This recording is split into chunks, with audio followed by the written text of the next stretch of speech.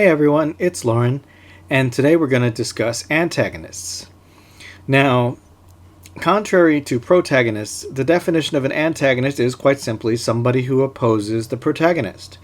Now, this doesn't necessarily mean that they're a bad guy, that they're evil, or anything like that. Simply put, it means that their goals are in direct contradiction to the protagonist.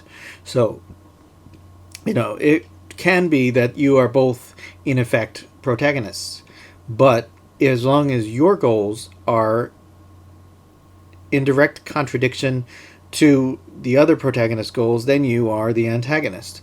Now, kind of like in a similar fashion, a lot of the points are going to be similar to protagonists, but let's go through it a little bit at a time. Antagonists versus bad guys. Kind of like I was saying with protagonists versus good guys. I think it kind of depends on the age group of your audience, but bad guys, it's kind of like a black and white interpretation, which is usually the simple way to just for younger audiences to make it clear which side they're supposed to be rooting for. Now, in case of antagonists, I want to also say that antagonists, it's a Venn diagram like with the antagonists and the bad guys versus protagonists and the good guys. But the difference here is that the antagonists and the bad guys, there's less overlap. A lot of antagonists don't necessarily have to be bad guys. Again, it's quite common that they are both, but they don't necessarily have to be. You could have two characters that both believe they're doing the right thing, but if one wins, the other has to lose. So they are therefore opposed to each other. And really, it's about the opposition of two competing forces. So antagonist is really kind of just whatever the protagonist wants, I want the opposite.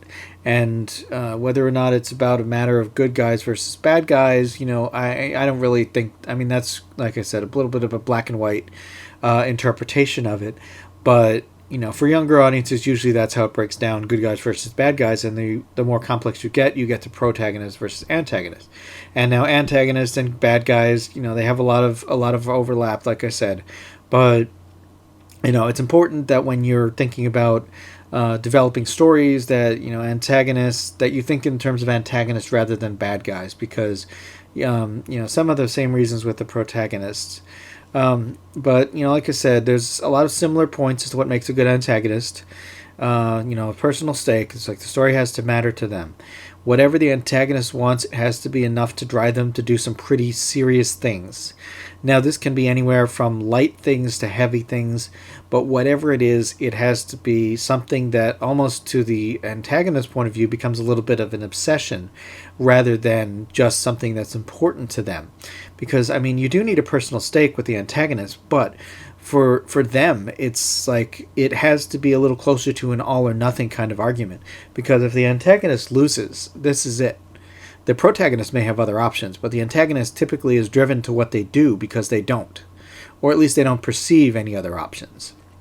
Now, the bad guys, it's, I should use the term antagonist. It's like the antagonists, they need to be accessible, somebody that we can understand their motivations, who they are, what they're doing. They need to be somewhat flawed. Again, nobody likes a perfect person. So just like with the protagonist, we need to see that this antagonist is vulnerable to some of the same issues as we all are. The antagonist has to be compelling. They have to be somebody that draws your attention, that is very clear very quickly how they lead their associates, why they are the chief antagonist. And also, they have to have a level of complexity that matches the story that you're trying to tell. Now, if you want more detail on all of these points, you can go back to the protagonist video. But a couple of differences that are true for antagonists that are not true for protagonists are these. For one thing, the antagonist usually gets a lot less screen time, so to speak, so they have a lot less time to make these points than the protagonist will.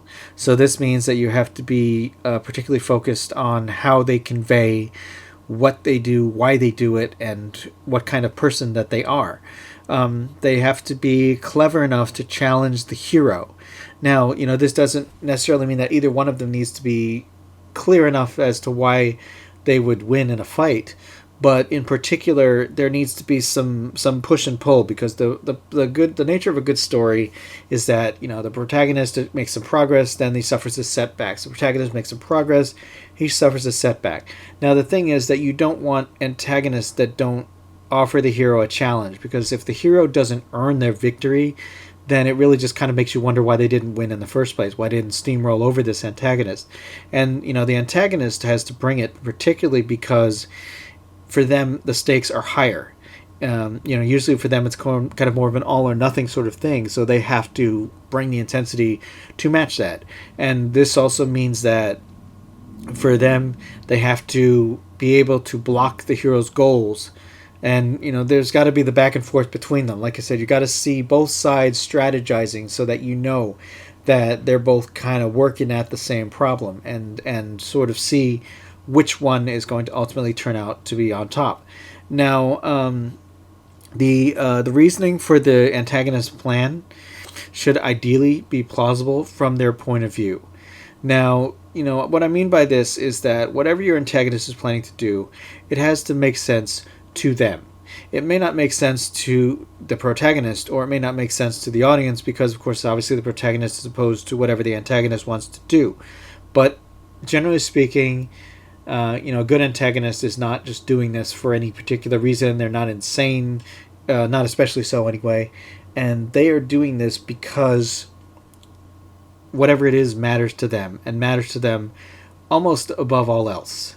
So this means that whatever they're reasoning, it has to make sense from their perspective, and it has to be clear why they're doing what they're doing, so that they don't have to explain it to the protagonist or any other characters through anything other than perhaps indirect action. It should be clear that the Empire is trying to rule the galaxy for the resources that they need. They have this substance that they need to power their ships or something, and this is what they're seeking. And they're trying to, that sort of thing. And also, one of the things I would clarify is that most likely their strongest relationship is going to be with the protagonist, but that is not always the case. We can say that usually the protagonist linked to the antagonist is one of the reasons why they're central characters, but this is not always true. One of the projects that I am working on right now, I would say that the antagonist and the protagonist really don't have much of a relationship at all, but their goals are opposed, which is what makes them on opposite sides of this. Now, in some cases it's more personal than others, but that really depends on the story that you're trying to tell and how it fits. But oftentimes it should be noted that if you have an antagonist, that most likely they'll have a significantly strong relationship with the protagonist, which explains why the two are kind of on opposite sides of this. And, for the most part, that's antagonists. I would say that it's just things to keep in mind, and that's it for now. If you like werewolves, check out my book Blue Moon, available in paperback and ebook on Amazon. Thanks for watching, and if you liked it, click the subscribe button and leave a comment below. You can also find me on Twitter and a few other places on the web, or support me via Patreon or Ko-fi. Zebra hugs!